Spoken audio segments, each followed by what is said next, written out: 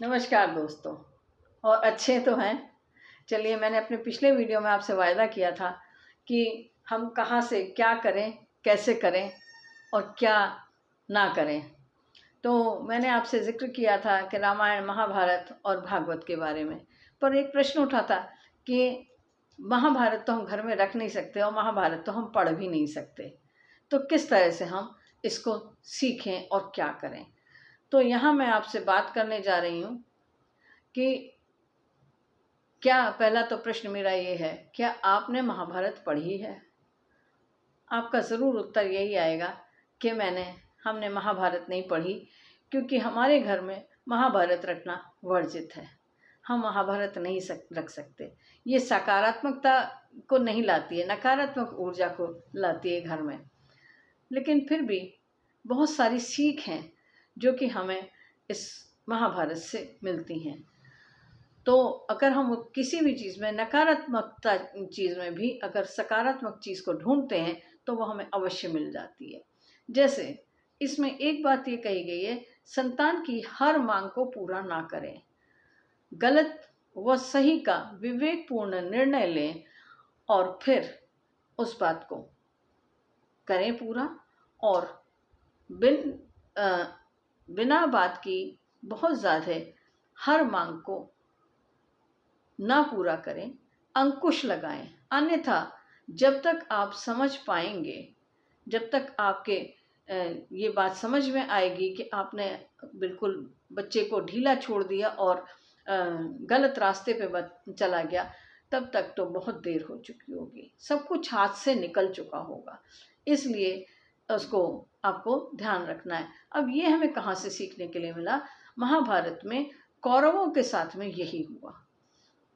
आपने अगर सुना हो तो कौरवों ने किस तरह से, उनके पिता ने उनको अत्यंत छूट दे रखी थी और द्यूत क्रीड़ा हुई और बड़े बूढ़े सब बैठे रह गए और कौरव लोग निरंकुश होकर के उन्होंने गलत काम किए।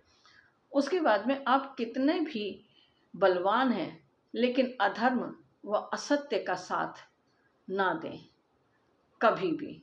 जैसा कि कर्ण की साथ में हुआ। कर्ण बहुत ही ज़्यादा बलवान भी था और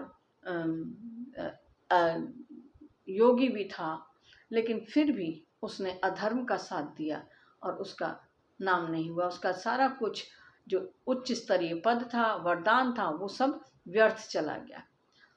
इसके बाद में संतान को अत्यधिक महत्वाकांक्षी ना बनने दें, विद्या दें, पूरी विद्या दिलवाएं, लेकिन उसका दुरुपयोग ना करने दें। कहीं ऐसा ना हो कि अत्यधिक महत्वाकांक्षा के चक्कर में वो गलत रास्ते पे निकल जाए और गलत काम करने लगे, चोरी करने लगे, करप्शन में पार्टिसिपेट करने लगे, यानी ब्राइब लेने लगे, और या किसी की हत्या कर दे या चोरी चकारी में लग जाए, वो ना बनने दें। अन्यथा सर्वनाश निश्चित है, जिस प्रकार से दुर्योधन ने अपना किया।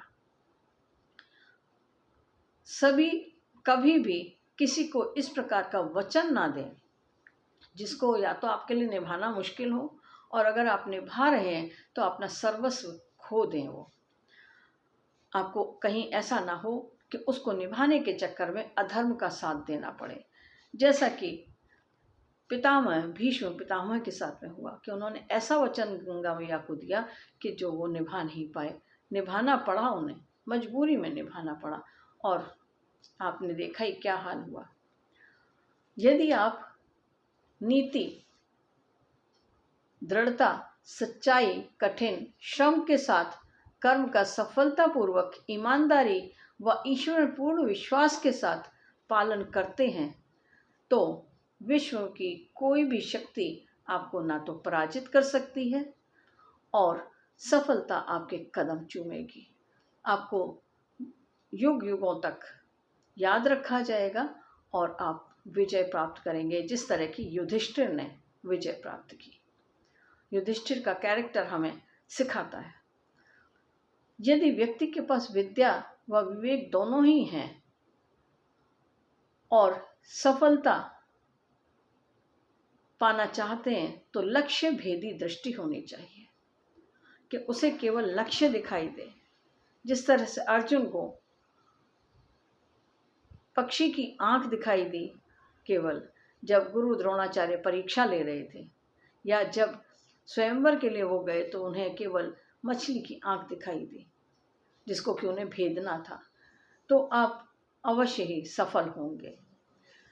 तो इस तरह से कुछ सीखें हैं जो मैंने आज आपसे शेयर की, और उम्मीद है आपको पसंद आएंगी और आप भी अपने जीवन में उतारना चाहेंगे उन सब चीज़ों को, उनका पालन करेंगे और अपने बच्चों को और अपने परिवार को और खुद को भी सुखी रखेंगे। धन्यवाद। फिर मिलेंगे अगले वीडियो के साथ।